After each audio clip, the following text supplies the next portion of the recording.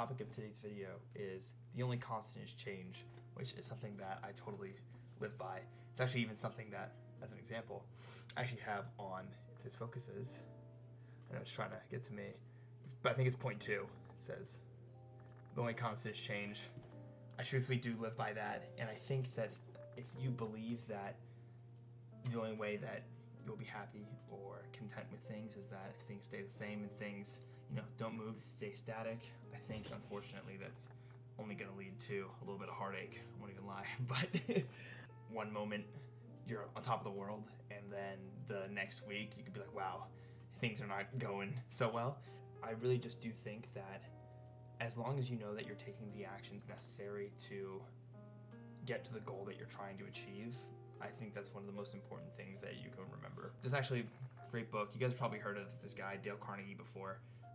He wrote the book, How to Win Friends and Influence People, which, depending on the group that you're in, some people find that book, really profound, at least like myself.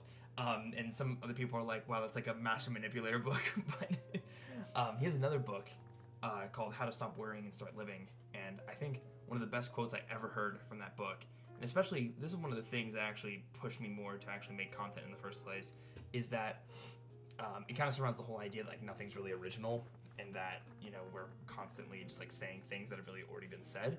And the quote that he says in the book is that I'm not here to tell you something completely new and flashy. What I'm really here to do is to kind of re-explain and reinforce the basics, because that's what's really important. A lot of these videos I create too, I feel like I'm not here to present anything that's incredibly profound by any means. I think what I'm really here to do is just to reinforce things that like you already know that you should be doing, but maybe you're not doing.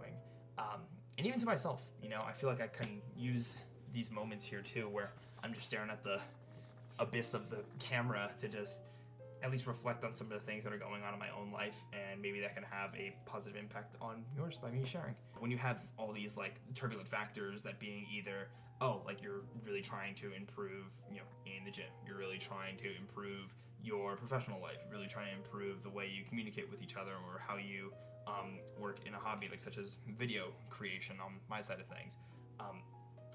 I truthfully do think that one of the primary things you could do is just keep doing it over and over again, so those highs and lows don't seem so far apart. I like that. I said that. I think that's that's also a good way to put it. It's like, yeah, you'll still have highs and lows, but like that, the highs and the lows will just get that much closer to a middle ground every time that they happen. So when something crazy happens, it's like, okay, this is crazy, but I can handle this. Some people are really big in like those like ice baths and like saunas.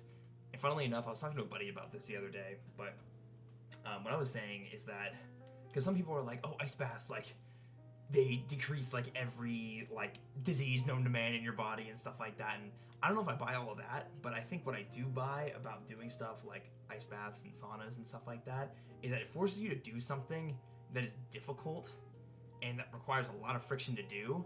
So, say, for example, like, hopping into a tub of, 50, 60 degree water for 5 to 10 minutes is not something easy to do. I've done them before and they fucking suck. Like, yeah, sure, okay, cool. I'm like super awake afterwards.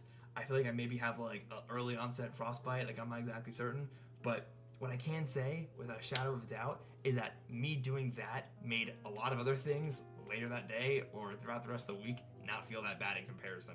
Something that is difficult to me might not be something that's difficult to you. Like, I know I'm going to sound like a broken record because I keep mentioning the gym, but at least for me, I find the gym something that I look forward to all the time, and it's like such a blast. And yeah, of course, I go into the gym and I try to push myself really hard and stuff like that, but it's gotten to a point where it doesn't feel like it's something hard for me to do. So I need to challenge myself in other ways. So say, for example, like I need to challenge myself by putting myself out of my comfort zone, like posting videos as an example. Or maybe it's me going to read because like I'm not in the habit of reading, and like maybe that's something that you're good at. Maybe you're like a bookworm and you love like sitting down and crushing 100 pages of a book on a weekend. Like for me, that's like literally impossible. So I think finding out what those challenges are for you and what those like difficult things are for you just make the things that are also difficult in your life feel a lot more manageable in the grand scheme of things. Because now, after posting a couple of these, I've told a couple of friends that I post YouTube videos, and for whatever reason, like I don't know why I thought it was gonna be like this like big thing when like I told people I posted YouTube videos, like, oh my god, yeah, I'm posting videos now. And people were like, oh my god, I gotta see them, and it's like, oh, this is funny, like whatever. But like, no, people are just like, oh yeah, that's cool. And then we just all go on with our lives. Things that people find scary in their lives aren't really that scary in the grand scheme of things. I think it may be a little bit different of a story if I go and post stuff like this, like on like my Instagram, because I have like, you know, like, I don't know, like 700 people that I know, and it's like, you know, that might be a bit more of a targeted audience, whereas here I have like, I don't know, I think as I'm posting this I have like 6 subscribers, so it's like, it's literally just like a black box. But it's nice being able to actually just go in here and post some stuff and like not really think too much about like how well it's edited or how well it's put together. And I think there's even more of a reason actually for me to post it on Instagram, is that if I go ahead and post it on Instagram, the people that actually value the content for whatever reason will just continue watching and have gotten to this point.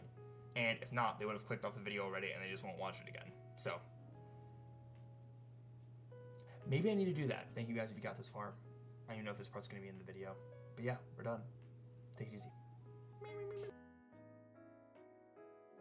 What I'm going to do is I'm going to say this, include this in the video as a commitment to myself, that I will post a message on my like Instagram stories that I'm posting videos, just so it's out there in the ether. But yeah, I'm going to do that.